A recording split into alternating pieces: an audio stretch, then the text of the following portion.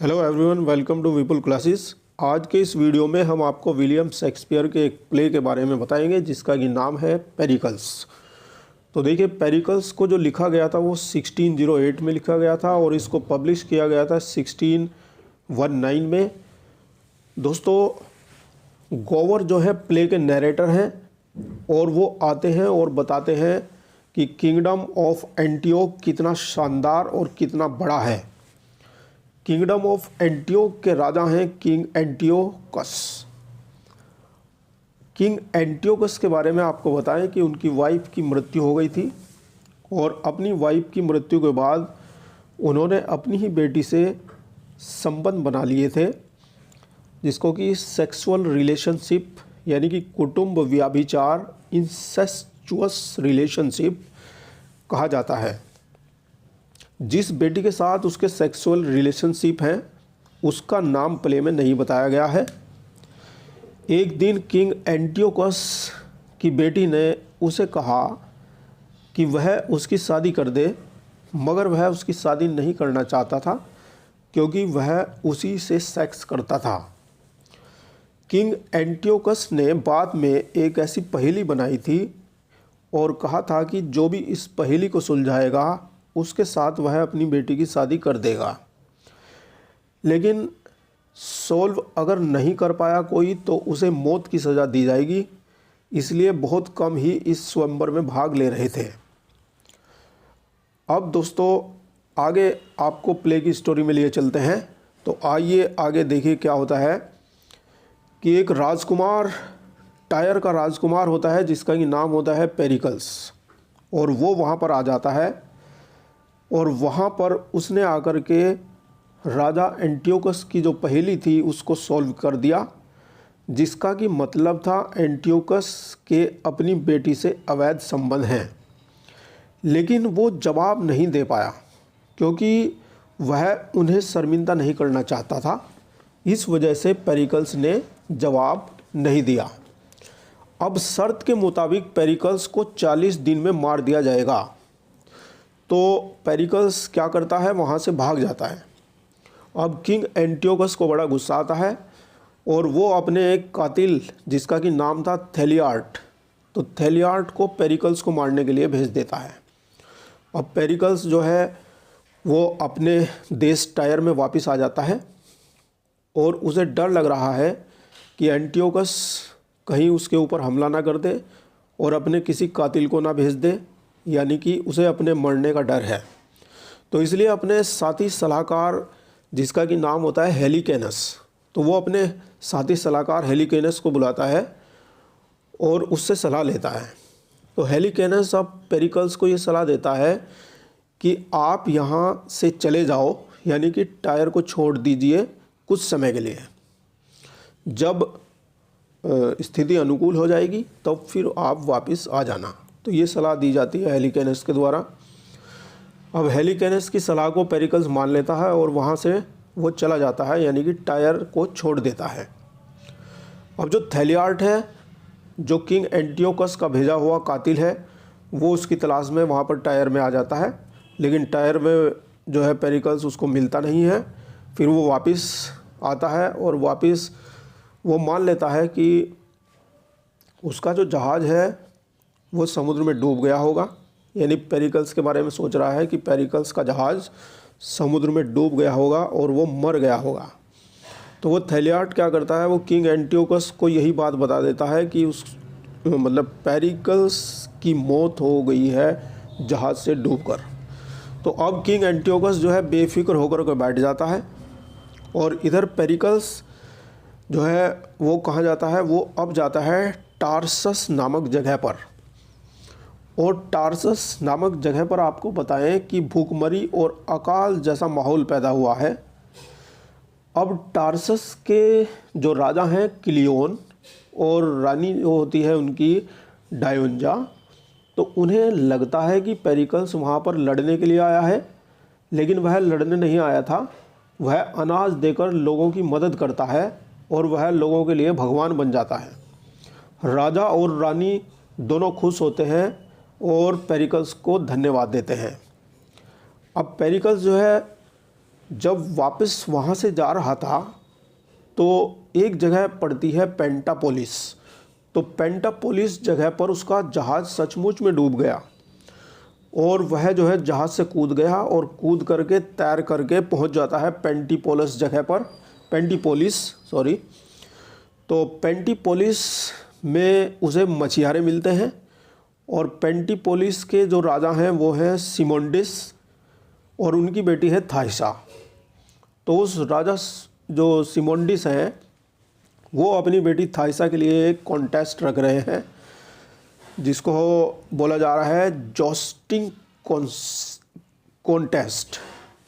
तो जोस्टिंग कॉन्टेस्ट जो है वो क्या है, वो है दोस्तों कि घोड़े पर सवारी करके भाले से युद्ध करना। और ये पेरिकल्स को बहुत ज़्यादा पसंद था, तो इसलिए वो इस कॉन्टेस्ट में हिस्सा लेता है और वहाँ पर जीत जाता है। तो राजा सिमोंडिस और उसकी बेटी थाइसा जो है बहुत ही इम्प्रेस होते हैं उससे और उसे जो है इनवाइट करते हैं खाने पर।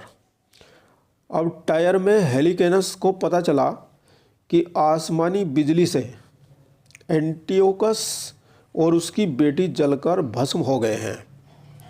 तो अब वो पेरिकल्स को वापस टायर आने के लिए मैसेज भिजवाता है कि अब उसे कोई ख़तरा नहीं है और वो अब टायर आ सकते हैं।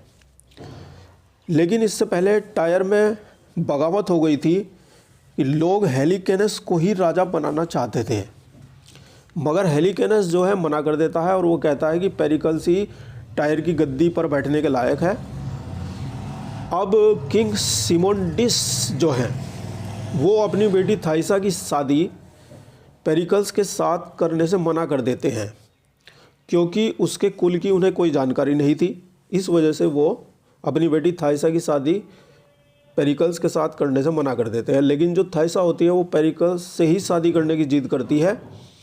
इसलिए अब जो राजा सिमोंडिस होते हैं वो पेरिकल्स का टेस्ट लेते हैं और उसका मजाक बनाते हैं, उसके ख़ानदान का मजाक बनाते हैं। लेकिन इस टेस्ट में पेरिकल्स पास हो जाता है और राजा सिमोंडिस उसके जवाबों को सुन करके बड़े सहमत होते हैं और फिर वो एग्री हो जाते हैं अपनी बेटी थाइसा की शादी उसके साथ करने के लिए। अब पेरिकल्स की जो शादी है वो थाइसा से हो जाती है और एक नौकरानी होती है थाइसा की जिसका नाम होता है लाइकोडिया। तो अब ये तीनों के तीनों यानी पेरिकल्स और उसकी वाइफ थाइसा और थाइसा की नौकरानी लाइकोडिया तीनों टायर की तरफ रवाना होते हैं। अब क्या होता है कि इसी बीच रास्ते में वो जो थाइसा है वो प्रेग्नेंट हो जाती है और एक बेटी को जन्म देती है जिसका कि नाम मरीना रखा जाता है। और जहाज़ में लोगों को लगता है कि थाइसा मर गई है, हालांकि वो बेहोश हुई थी, लेकिन लोगों को लगता है कि वो मर गई है। और उस समय लोगों में यह अंधविश्वास था कि अगर जहाज़ पर कोई लाश हो तो उस वक्त तक तूफ़ान नहीं रुकता जब तक वह लाश जहाज़ के ऊपर हो। तो अतः पेरिकल्स क्या करता है, वो अपनी वाइफ थाइसा को एक लकड़ी के बक्से में रखकर समुद्र में फेंक देता है। अब यह बक्सा तैरता हुआ इफिसस नामक जगह पर पहुंच जाता है और जहां पर एक डॉक्टर होता है सेरिमोन नाम का, जो उसे ठीक कर देता है, यानी कि थाइसा जीवित है, मरी नहीं है। अब पेरिकल्स अपनी बेटी मरीना को टार्सस के राजा क्लियोन और रानी डायोंजा को सौंप देता है क्योंकि उसे लगता है कि यह छोटी बच्ची टायर तक का सफ़र सहन नहीं कर पाएगी और वह कहता है कि जब यह बड़ी हो जाएगी तब वह इसे वापस ले जाएगा। अब समय बीत जाता है और पेरिकल्स अब टायर का राजा बन जाता है और थाइसा जो है वो गॉडेस डायना के मंदिर में पुजारिन बन जाती है। मरीना अब बड़ी हो चुकी है, लेकिन टार्सस की रानी जो डायंजा है अब मरीना से चिढ़ने लगती है क्योंकि लोग उसकी बेटी जो कि मरीना की ही उम्र की है उससे कम प्रेम करते हैं और मरीना को अधिक प्रेम करते हैं। तो इस वजह से डायंजा को बड़ी जलन होती है, बड़ी चिढ़ती है वो मरीना से। इसलिए इतनी ज़्यादा चिढ़ जाती है कि वो मरीना को मारने का प्लान बना लेती है और एक दिन तो उसने एक कातिल को कर लिया जिसका कि नाम होता है लियोनाइन। तो लियोनाइन कातिल को मारने के लिए कहती है उसे कि मरीना को आपको मारना है। अब लियोनाइन जो कातिल होता है मरीना को समुद्र में ले जाकर मारना चाहता था, लेकिन वहाँ पर समुद्री डाकू आ जाते हैं और वहाँ पर उसके ऊपर हमला कर देते हैं और मरीना को वे ले जाते हैं। लेकिन वो आकर के रानी डायोंजा से झूठ बोलता है और वो कहता है कि उसने उसे मार दिया है, लेकिन मरीना मरी नहीं है, उसे डाकू ले गए हैं। अब डायोंजा जो है फिर क्या करती है, वो उस लियोनाइन कातिल को ही जहर दे करके मार देती है, क्योंकि उसे लगा कि कहीं ऐसा ना हो कि राज खुल जाए, तो इस वजह से वो उसको मार देती है। अब राजा क्लियोन को जब ये बात पता चलती है कि मरीना मर गई है, तो वह उसका मकबरा बनवाता है और लोगों से कहता है कि उसकी नेचुरल डेथ हुई है। अब दूसरी तरफ समुद्री डाकू जो होते हैं वो मेटिलीन शहर के एक वेश्यालय यानी कि ब्रोथल में जाकर के मरीना को बेच देते हैं। अब वहाँ पर वेश्यालय चलाने वाला एक आदमी होता है जिसका नाम होता है पेंडर, और वेश्यालय में वेश्याओं की देखरेख करने वाली एक औरत होती है जिसका नाम होता है बार्ड। अब जो कोई भी वहाँ आता वह मरीना जो है उसे अपना जिस्म देने से मना कर देती थी, क्योंकि वह पवित्र है, और वो उनसे कहती थी कि उसकी वर्जिनिटी को भंग न करें। अब क्या था कि वेश्यालय में एक नौजवान लड़का होता है जिसका नाम होता है बोल्ट। तो वो बोल्ट जो है नौकर है, तो मरीना को मन ही मन वो प्रेम करता था, इसलिए मरीना को वो एक बड़े परिवार की लड़की को पढ़ाने का इज्जतदार काम दिलवा देता है। अब एक दिन क्या होता है कि माइटिलिन के गवर्नर लाइसीमेकस वेश्यालय में आते हैं और मरीना की क्वालिटी देखकर उससे बहुत ही ज़्यादा प्रभावित होते हैं और उससे प्रेम करने लगते हैं। अब पेरिकल्स अपनी बेटी को वापस लेने के लिए टार्सस में आता है, और जब पेरिकल्स को पता चलता है कि उसकी बेटी मर चुकी है तो वो बड़ा दुखी होता है और वो फिर समुद्र की तरफ निकल पड़ता है और वो पहुंच जाता है माइटिलिन, जहां पर उसकी मुलाकात गवर्नर लाइसीमेकस से होती है। अब हेलिकेनस गवर्नर लाइसीमेकस को बताता है कि ये जो किंग पेरिकल्स हैं ये पिछले 3 महीनों से एक शब्द भी नहीं बोल पाए हैं, यानी कि बहुत ज़्यादा दुखी हैं। अब लाइसीमेकस कहता है कि वो एक ऐसी लड़की को जानता है जो इसे बोलने पर मजबूर कर देगी।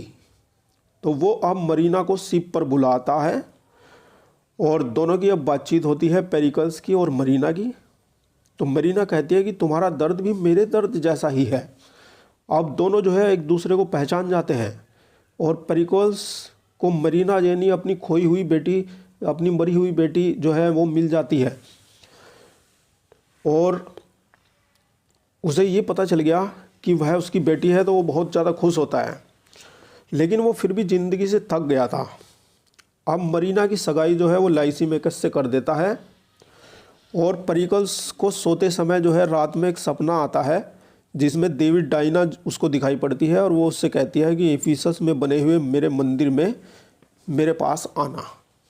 तो अब क्या होता है कि पेरिकल्स और उसकी बेटी मरीना और उसके दामाद लाइसीमेकस और उसका सलाहकार हेलिकेनस, ये सब लोग जो है एफिसस में बने हुए डायना के मंदिर में जाते हैं, और वहाँ पर थाइसा मंदिर में पुजारिन है, तो वहाँ पर मुलाकात हो जाती है पेरिकल्स की अपनी वाइफ से।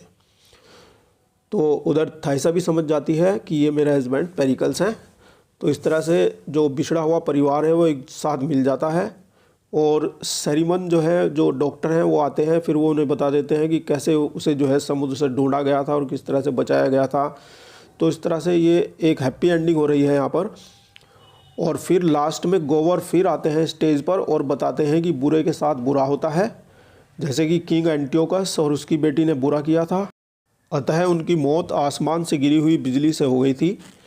क्लियोन और डायोंजा ने भी बुरा किया था, इसलिए लोगों ने उनके महल में भी आग लगा दी थी, और इस तरह से पेरिकल्स ने कोई पाप नहीं किया था, तो उसको रिवार्ड मिलता है, यानी कि उसका पूरा परिवार जो है मिल जाता है और एक हैप्पी एंडिंग होती है दोस्तों।